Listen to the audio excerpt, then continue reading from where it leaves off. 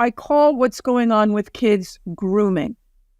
Okay, so let's define what grooming is. Grooming is the emotional and psychological manipulation of a vulnerable person with the goal of exploiting them in some way in the future.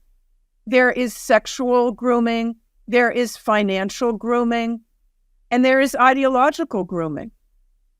Now, I believe that with all of our sexuality education and gender education, there is no doubt in my mind that there is sexual and ideological grooming that's going on. And I'll explain a very simple thing to you. You see, if you have a 4 or 5-year-old and they're in a preschool group, and the teacher begins to discuss anatomically correct names for the body.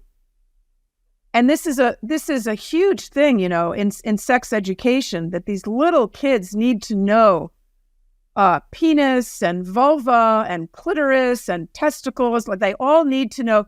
They shouldn't be using childish names for those parts of their bodies. Oh, no. That's a bad thing. They need to know the terms, the actual terms. But you see, when that begins, what happens?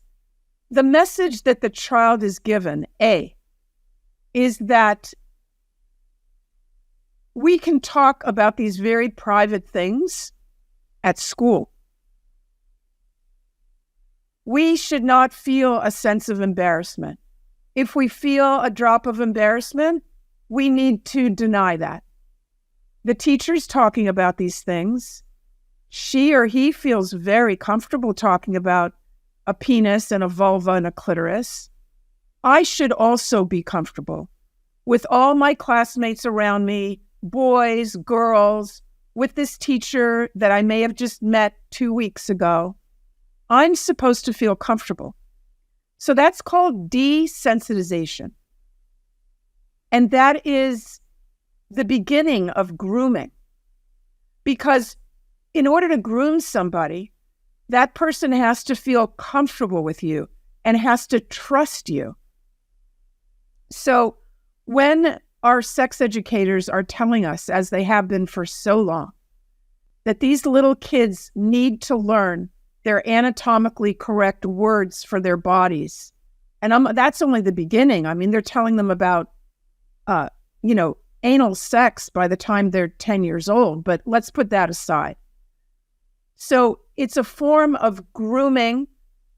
It's a form of, at such a young age, the child is supposed to deny their inborn sense of shame or let's say embarrassment. That's a normal sense of embarrassment. That should be there. That's what I'm arguing. We want our kids to have that. And the other message that the kids get from the teacher, from that whole thing of learning those words and talking about genitals, is they get the message that it's not at home that I'm going to learn about these things. It's not my parents that are the experts that I need to go to for my questions. It's my school. It's my teacher. When a child has internalized that message of, I can trust this person, this adult. It's not at home that we discuss these issues. I have to deny my internal discomfort. That is making that child more available for inappropriate sexual behavior. That's how I'm tying this into the pedophilia. Does that work for you? Yes, but it does, and I get what you're saying, and it's a very good point. But I was looking at it almost in the case of, if we look back at it historically, a lot of people who have propagated and created these theories, there is a link, is there not? Or am I misrepresenting or simply incorrect? Yeah, there is a link, and there's the link is to destroy any remnant of any Judeo-Christian morality in our society, and that's a part of it.